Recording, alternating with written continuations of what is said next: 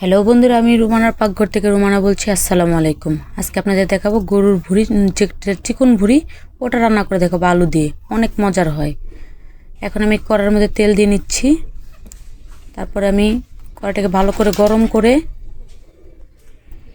কাঁচা পেঁয়াজ আগে দিয়ে নেব। একটু বেশি করে পেঁয়াজটা দিতে হবে, কম পেঁয়াজ দিলে ভুঁড়ি রান্না বেশি একটা মজা হয় না, গ্রেভি গ্রেভি হবে। আমি তার মধ্যে আবার আলুও দেবো, কারণ আলু ছাড়া আমাদের ঘরে কেউ ভুঁড়িটা খেতে চায় না। অনেকে এটা পছন্দ করেন আলু দিয়ে ভুঁড়ি খাওয়া, কিন্তু এটা অনেক মজার হয়, আপনারা রান্না করে দেখেন। আর অনেকে গরুর নরম চিকন ভুঁড়িটা কেউ খায় না। এখানে আমার পেঁয়াজটা ভালো করে ভাজা ভাজা করে নিচ্ছি, বেরেস্তার মতো করে ভাজা ভাজা করে নেব। তারপর আমার একটা কথা ছিল, আমি এতদিন ভিডিও দিতে পারিনি। এখানে আমি যা যা মশলা উপকরণ সব দিয়ে নিচ্ছি, একবারে তেজপাতা দেবো, গরম মশলা দেবো। তারপরে আমি যা বলতেছিলাম যে আমার ছোটো বোনটা অনেক অসুস্থ ছিল, এখানে আমি আদা রসুন বাটা দিয়ে নিচ্ছি। এখন ভালো করে এটা নেড়ে চেড়ে কষিয়ে নেব। আমার ছোটো বোনটা অনেক অসুস্থ ছিল, ওকে আইসিইউতে রাখতে হয়েছিল, কিন্তু আমরা হঠাৎ করে এটা জানতে পারি আমার বোন অসুস্থ।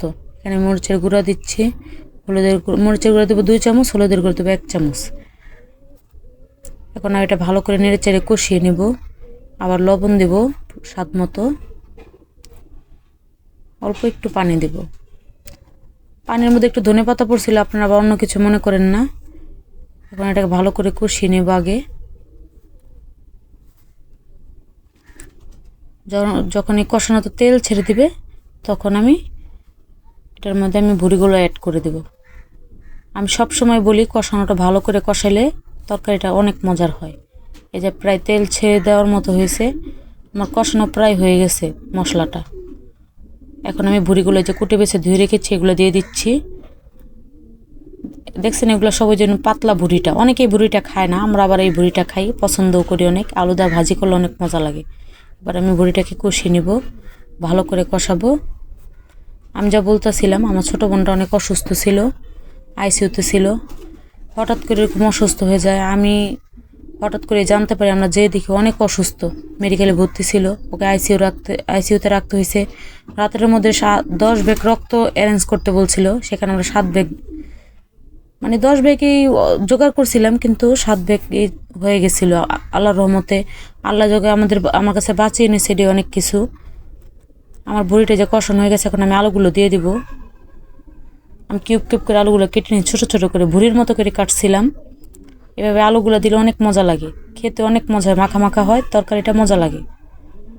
আপনি এভাবে ট্রাই করে দেখবেন। আমার ছোটো বোনটা অনেক অসুস্থ ছিল, তার জন্য আমি 7 দিন কোনো ভিডিও ছাড়তে পারিনি। 7 দিনকে বেশি হয়েছে, 7 দিনও মেডিকেলে ছিল। আল্লাহর রহমতে আমার বোনটা এখন সুস্থ আছে। আপনারা সবাই আমার বোনের জন্য দোয়া করবেন, ও যেন সুস্থ থাকে, ভালো থাকে। আর একটা ছেলে আছে। এখন আমি ঢেকে এটাকে ভালো করে কষিয়ে নিব। আমরা তো যেভাবে ডাক্তার বলছিল বাঁচবে না, আমরা অনেক ভয় পাইছিলাম, কিন্তু আল্লাহর রহমত আছে, ওর জন্য বেঁচে এসেছে। আপনারা সবাই ওর জন্য দোয়া করবেন। এখন আমি এটা পানি অ্যাড করে দেব, অল্প পানি দেবো, বেশি পানি দেবো না, কারণ আমার কষানো প্রায় ভালো করে কষানো হয়ে গেছে। এখন আমি ভালো করে নেড়ে চেড়ে একটু ঢাকনা দিয়ে ঢেকে বেশ কিছুক্ষণ রান্না করে নেব। আমার প্রায় হয়ে গেছে, দেখছেন পানিটা শুকিয়ে গেছে, কষানো হয়ে গেছে, রান্নাও হয়ে গেছে।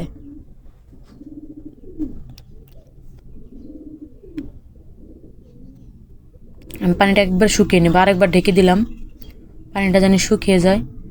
এই তো আমার প্রায় রান্না শেষ, তেল উঠে গেছে। এটা এত ঝোল ঝোল মজা লাগে না, একবারে মাখা মাখা করে কষা কষাটা করে রান্না করলে মজা লাগে। এখানে আমি জিরার গুঁড়া আর গোলমরিচের গুঁড়া একসাথে ভেজে নিয়েছি, এটাকে দিয়ে দিলাম, গুঁড়ো করে দিয়ে দিয়েছি একবারে। এভাবে রান্না করে খেয়ে দেখবেন, অনেক মজার হয়। আমি আজকে অনেকক্ষণই আপনাদের সাথে কথা বলে ফেললাম আমার বোনটার ব্যাপারে। আমার প্রায় রান্না শেষ, আমার রান্না প্রায় হয়ে গেছে। মানে যত এটা ভুড়ি জিনিসটা যত জাল দিতে পারবেন ততই মজা লাগবে। এভাবেই আমরা রান্না করি, এভাবে রান্না করে ট্রাই করে দেখবেন। এই তো আমার রান্না হয়ে গেছে প্রায়। আপনারা সবাই ভালো আছেন কিনা আমাকে কমেন্ট করে জানাবেন। আপনারা সবাই ভালো থাকবেন, আল্লাহ আপনাদের সবসময় ভালো রাখুক, সুস্থ রাখুক। বিপদ কার কোন সময় আসে কেউ বলতে পারে না, হঠাৎ করে এক বিপদ এসে পড়ে। এই যে আমার রান্না পুরাই কমপ্লিট, আমি একটা বাটিতে বেরিয়ে নিয়েছি, খেয়ে দেখবো তার জন্য। সবাই ভালো থাকবেন, সুস্থ থাকবেন। আল্লাহ হাফেজ। আসসালামু আলাইকুম।